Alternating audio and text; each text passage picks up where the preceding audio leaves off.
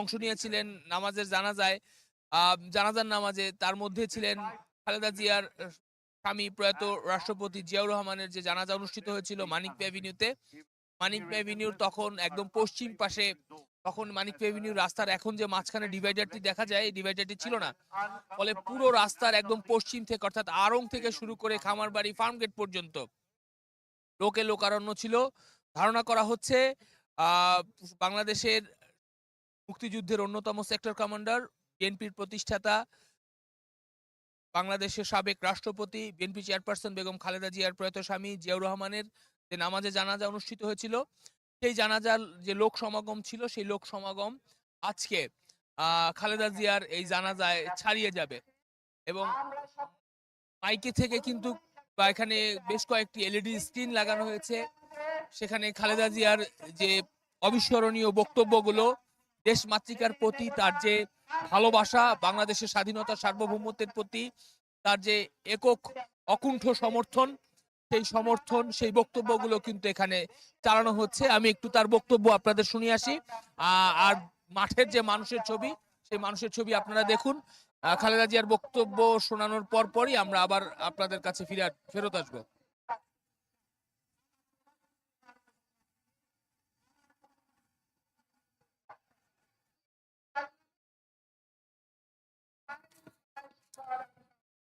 আমরা দেখতে পাচ্ছি যে ইতিমধ্যেই কিন্তু সংসদ ভবনের পশ্চিম দক্ষিণ সব প্লাজাগুলোই কিন্তু আসলে লোকে লোকারণ্য হয়ে পড়েছে, এবং যেটা আমাদের সহকর্মীরা বলছেন, এখনো কয়েক ঘন্টা বাকি, 3 থেকে 3.5 ঘন্টা সময় বাকি নির্ধারিত সময় আসতে, যে সময়টা আসলে জানাজার সময় দেওয়া হয়েছে দুপুর 2টায়। তার আগেই কিন্তু মানুষ আসছেন, এবং মানুষ যেমন ঠিক তেমনি নিরাপত্তা বাহিনীর সদস্যরাও কিন্তু তেমন। মানুষজনকে কিন্তু অনেকটুকু রাস্তা হেঁটে আসতে হচ্ছে। নিরাপত্তার খাতিরে কিন্তু অনেকটুকু রাস্তা হেঁটে আসতে হচ্ছে তাদের।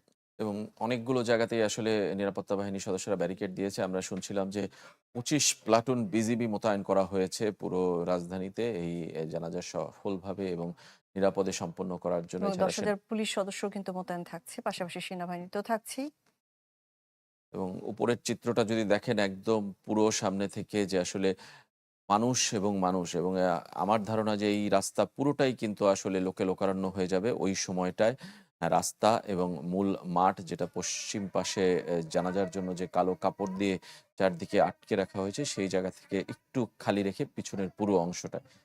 এবং শেষ ভাগে নিশ্চয়ই অন্তর্বর্তী সরকারের শীর্ষ নেতৃবৃন্দের সবাই আসবেন, বিদেশি কূটনীতিকরা আসবেন, দেশের বাইরে থেকে যারা অতিথি আসছেন তারাও আসবেন। তাদের জন্য হয়তো নির্ধারিত স্থানটি রয়েছে, বাকি সবার জন্যই কিন্তু উন্মুক্ত। এবং আমরা দেখতে পাচ্ছি কিন্তু বিএনপির যে দলীয় নেতাকর্মী আছে তাদের বিএনপির যে দলীয় পতাকা সেটি হাতে নিয়ে আসছেন, এবং সাধারণ মানুষজন কিন্তু জাতীয় পতাকা হাতে নিয়ে আসছেন জানাজাতে অংশগ্রহণের জন্য।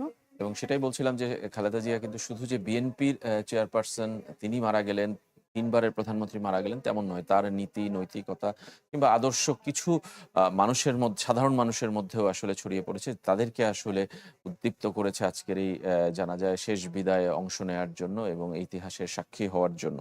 এবং খালেদা জিয়ার রাজনৈতিক ক্যারিয়ার যদি আপনি দেখেন, যে দেখবেন যে তিনি কিন্তু আসলে রাজনীতিতে যুক্ত হওয়ারই কথা ছিলেন না। কিন্তু ঘটনাক্রমে তিনি যুক্ত হয়েছেন, যুক্ত এবং যুক্ত হয়েছিলেন। হওয়ার পর তিনি বাংলাদেশের অন্যতম কেন্দ্রীয় রাজনৈতিক ব্যক্তিত্ব হয়ে বিদায় নিলেন। এবং তার ক্যারিয়ারে অনেক উত্থান এবং পতন আছে, অনেক পজিটিভ, নেগেটিভ সবই আলোচনায় আছে। কিন্তু তারপরেও তিনি শেষ পর্যন্ত বীরের বেশেই কিন্তু বিদায় নিচ্ছেন। আ এবং তার প্রতিটি কথায়, প্রতিটি ভাষণে কিন্তু বাংলাদেশের প্রতি তার যে ভালোবাসা সেটি প্রকাশ পেত, এবং তার যে আহ, দেশপ্রেম সেই বিষয়টি প্রকাশ পেত। তিনি কিন্তু কথাবার্তা সবসময় নম্র ভদ্র ছিলেন, এবং কখনো বাংলাদেশের মানুষ তাকে অতীব জোর গলায় অথবা উত্তেজিত হয়ে কথা বলতে দেখেননি। এবং ৪৩ বছর তার রাজনৈতিক জীবন। ৭৯ বছরের জীবনের ৪৩ বছরে তিনি রাজনীতিতে কাটিয়ে দিয়েছেন, এবং ১৯৮২ সালের ৩ জানুয়ারি তিনি আ জাতীয়তাবাদী দল, বাংলাদেশ জাতীয়তাবাদী দল। বিকাশ অ্যাপের মাধ্যমে যে লোনটা পেয়েছি, এটার মাধ্যমে কিন্তু যাত্রাটা শুরু আমার। কারণ ওটা টাকা দিয়ে আমি সাইকেলটা কিনেছি। কোনো কাজ-টাজ ছিল না আমার হাতে। বিকাশ অ্যাপ থেকে একদিন একটা নোটিফিকেশন আসে আমার কাছে যে নিখিল লোন নিতে আগ্রহী কিনা। তখন ভাবলাম যে একটা যদি ছোট একটা অ্যামাউন্ট পাওয়া যায়, সেক্ষেত্রে যে আমি একটা সাইকেল কিনা আপাতত ডেলিভারি কাজটা করলে যে আপনার পড়ালেখার পাশাপাশি আমি পার্ট টাইম জব টাইপের করতে পারি। লোনটা খুব সহজ ছিল, যে আপনার কোনো জামানত ছাড়া, কিছু ছাড়া যে আপনার তারা শর্ট টাইম একটা লোনের ব্যবস্থা করে দেয়, যে কারো কাছে হাত পাতা লাগে না। বেশি বেশি লেনদেন, পেমেন্ট করা, বিল পে করা, যখন আপনার ট্রাস্টেড হবে তখন আপনাকে বিকাশ অ্যাপ থেকে লোনটা খুব সহজে পাওয়া যায়। সচ্ছলতার যে একটা গতি আমাকে আগায় নেওয়ার জন্য যেটা দরকার ছিল, ওরকম একটা ভূমিকা পালন করেছিল বিকাশ। বিকাশ অ্যাপে ডিজিটাল লোন গড়ছে জীবন, মিটছে প্রয়োজন। কোন জায়গায় আছেন এবং এখানকার অবস্থা কি, আর কতক্ষণ পরে মরদেহটি বের করা হতে পারে এমন কোনো ধারণা কি আছে কিনা? চেয়ারপারসনের সন্তান তারেক রহমান রয়েছেন 196 নম্বর বাসা, তার সামনে অবস্থান করছি এবং এখানে এখন দেখছি যে বিএনপির চেয়ারপারসনের যারা উপদেষ্টা এবং বিএনপি স্থায়ী কমিটির যারা সদস্য রয়েছেন এবং বিএনপির সিনিয়র নেতৃবৃন্দ যারা রয়েছেন তারা এর মধ্যে বাসা থেকে বের হয়ে তার সামনে রাখা সড়কে রাখা বাসগুলোতে উঠে পড়েছেন এবং একরকম প্রস্তুতি চলছে, হয়তোবা কিছুক্ষণ পর বিএনপি চেয়ারপারসন সাবেক 3 বারের প্রধানমন্ত্রী বেগম খালেদা জিয়াকে বহনকারী গাড়িটি বের হবেন। তবে এই মুহূর্তে ভিতরে তার বেগম খালেদা জিয়ার পাশেই, অর্থাৎ তার সন্তান তারেক রহমান আহ, বিভিন্ন তার জন্য দোয়া করছেন, তার মার জন্য দোয়া করছেন এবং তার পাশে অবস্থান করছেন এবং তিনি বিভিন্নভাবে কোরআন শরীফ পড়ার চেষ্টা করছেন এবং তার মার জন্য দোয়া করছেন। নিশ্চয়ই এই মুহূর্তটি, এই সময়টি তারেক রহমানের জন্য এবং তারেক রহমানের পরিবারের সদস্যদের জন্য সবচেয়ে বড় আবেগঘন এবং পরিস্থিতি, কেননা মায়ের সান্নিধ্য তিনি হয়তো আর কখনোই পাবেন না, সেই মুহূর্তটি রয়েছে এখন তিনি। এবং বিএনপি চেয়ারপারসন বেগম খালেদা জিয়ার যে আপোষহীন অবস্থান, যার কাছ থেকে দীর্ঘদিন তিনি রাজনীতি শিখেছেন, যার রাজনৈতিক আদর্শ, খালেদা জিয়ার রাজনৈতিক আদর্শ এবং জিয়াউর রহমানের রাজনৈতিক আদর্শ, সেই আদর্শর থেকে তিনি তো শিক্ষা পেয়েছেন। বিএনপি চেয়ারপারসনের সেই অবস্থানের কারণেই কিন্তু তাকে আপোষহীন নেত্রী বলা হয়, যে কারণে যে 1986 সালে তৎকালীন স্বৈরশাসক হোসেন মোহাম্মদ এরশাদ যখন একতরফা নির্বাচনের প্রস্তুতি নিচ্ছিলেন, তখনই তিনি জানিয়ে দিয়েছিলেন তিনি স্বৈরাচারী শাসকের নির্বাচন গ্রহণ করবেন না। এই কারণেই কিন্তু প্রথম তাকে আপোষহীন নেত্রীর উপাধি বাংলার জনগণ দিয়েছিলেন এবং তার পরবর্তীতে আমরা যখন দেখি 2007 সালে সেনা সমর্থিত সরকার, তত্ত্বাবধায়ক সরকার -2 ফর্মুলা অনুযায়ী তাকে দেশের বাইরে পাঠানোর জন্য চেষ্টা করেছিলেন এবং সেই সময় তিনি তার ঐতিহাসিক মন্তব্যগুলো করেছিলেন যে তিনি বিদেশে তার কোনো ঠিকানা নেই, এই দেশেই আমার ঠিকানা, মারলে এদেশেই মরবো, জেলে যাওয়ার ঝুঁকি জেনেও তিনি কিন্তু দেশ ত্যাগ করেননি। সবকিছু মিলে তিনি বাংলাদেশে অবস্থান করেছিলেন। এই যে তার আপোষহীনতা, বাংলাদেশের রাজনীতি এবং বিভিন্ন সময় যখন তিনি ক্ষমতার বাইরে ছিলেন, সেই সময় ক্ষমতাসীনরা তাকে যেভাবে অত্যাচার নির্যাতন করেছেন, অগণতান্ত্রিকভাবে নির্বাচন করে ক্ষমতা থেকে গিয়েছিলেন, এ কারণে তিনি দীর্ঘ সময় আপোষহীনতার কারণে কিন্তু তার আজকের এই অবস্থান। এবং তার বিদায় বেলায়, অর্থাৎ বাংলাদেশের ইতিহাসে আমরা দেখেছি যারাই বিদায় নিয়েছেন অর্থাৎ মৃত্যুবরণ করেছেন, বাংলাদেশের ইতিহাসে কোনো রাজনীতিবিদের বিদায় বেলায় এমন সম্মানজনক পরিস্থিতি বা এমন সম্মানজনক বিদায় হয়তো বা আমরা আর কখনোই দেখিনি। বা বাংলাদেশের মানুষ যারা দীর্ঘদিন ধরে বাংলাদেশে আছেন তারা কিন্তু অবস্থান করছেন এবং আমরা কিছুক্ষণ পর যখন বিএনপি চেয়ারপারসন বেগম খালেদা জিয়ার বহনকারী লাল গাড়িটি বের হবেন, আপনাদেরকে আবারও দেখানোর চেষ্টা করব। আমরা এখন চলে যাচ্ছি স্টুডিওতে রেজওয়ানা জুন রাবি।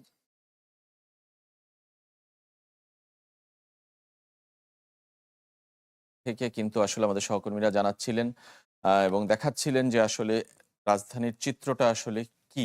যারা আসতে পারেননি তারা হয়তোবা নজরটা রাখছেন এই দক্ষিণ প্লাজা কিংবা সংসদ ভবনের সামনের এই পশ্চিমাংশে, যেখানে মরদেহটি রাখা হবে এবং জানাজা হবে। এবং আজকের দিনটি বাংলাদেশের জন্য একটা ভিন্ন রকম দিন। আমার মনে হয় যে এরকম দিন, যেটা লিঙ্কন বলছিলেন যে আসেনি বাংলাদেশের জন্য, বাংলাদেশের কোনো রাজনৈতিক ব্যক্তিত্বকে আমরা এইভাবে বিদায় জানাতে পেরেছি কিনা সেটা আসলে খুবই এবং আহ, যারা ঘরে বসে আছেন, সম্ভবত সবাই এখন টিভি সেটের সামনে বসে আছেন প্রাঙ্গণকেও তার জানাজা কেমন হয়, অপবিত্র করা কিভাবে হয় হয় সেটি দেখার জন্য। পুলিশি হামলা চালিয়ে। ইজাজ শমীক রয়েছেন জিয়া উদ্যানে, আমরা সেখানে যাবো। ইজাজ শমীক, জানাবেন তাকে সমাহিত করার সবশেষ কি প্রস্তুতি দেখতে পাচ্ছেন?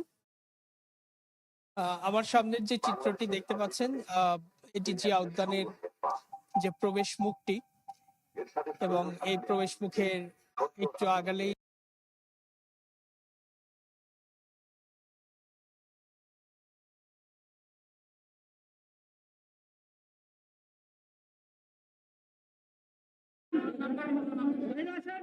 গত পাঁচটি বছর আওয়ামী লীগের এই দুঃশাসন ও নেতিবাচক রাজনীতির বিরুদ্ধে আবারও যিনি সোচ্চার হলেন তিনি হলেন বেগম খালেদা জিয়া।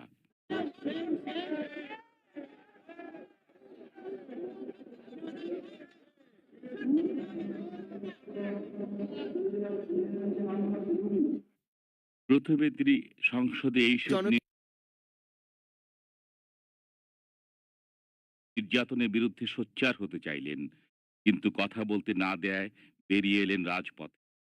সেখানে সম্মুখীন হলেন বাধার, কিন্তু অসীম ধৈর্য ও সাহসিকতার পরিচয় দিয়ে বেগম জিয়া দেশবাসীর কথা বলার অধিকার ও সত্যিকারে গণতন্ত্র প্রতিষ্ঠার আন্দোলনে এগিয়ে গেলেন।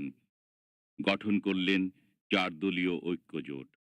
অবশেষে শত বাধা বিপত্তির মুখে সদ্য সমাপ্ত নির্বাচনে বিজয় অর্জন করলেন বেগম খালেদা জিয়া।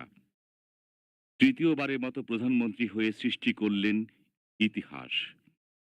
এই ইতিহাস একাধারে বিস্ময়ের ও গৌরবের। 1991 সালে ক্ষমতায় এসে বেগম জিয়া দেশ গড়ার কাজে আত্মনিয়োগ করেছিলেন। শহীদ প্রেসিডেন্ট জিয়াউর রহমানের ঘোষিত 19 দফা কর্মসূচি বাস্তবায়নের মাধ্যমে দেশকে এমার্জিং টাইগারে পরিণত করেছিলেন।